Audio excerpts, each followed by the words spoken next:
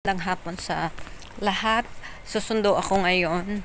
So, after ng sundo, ikakain ko siya sa McDo or Burger King kung ano yung pipiliin niya. So, tatanungin natin siya later.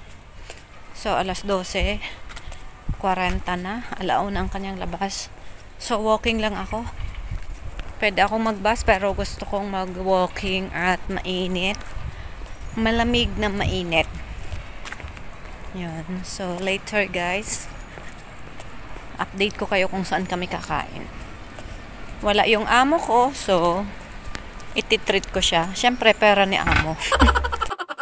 Wala pa gaanong tao kasi super aga namin. O baka yung ibang mga estudyante hindi na pumasok. Last day ng pasok ng mga bata ngayon.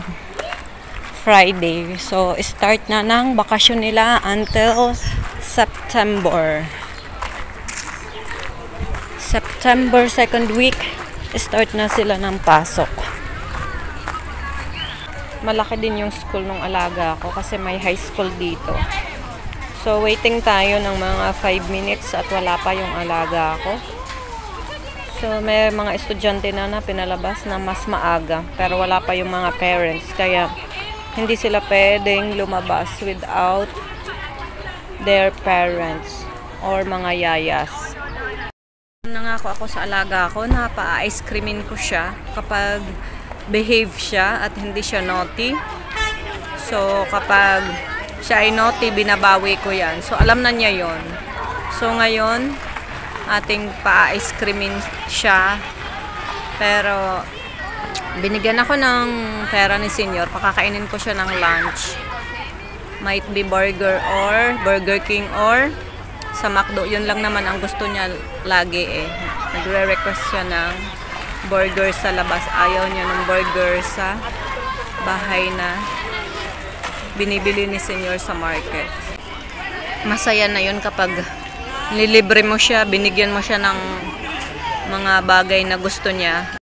Very appreciative yung alaga ko. May mga parents na nakatayo, inaantay yung mga anak nila. Ayan. Ayan, naglabasan ng grade 6. Yung sa akin, grade 5, wala pa. Yan, sa likod ko ay building ng high school. And then, dito sa likod ay palaruan. Malawak yung Sagrado Corazon na school ng alaga ko. Andyan si ate, kausapin ko nga muna.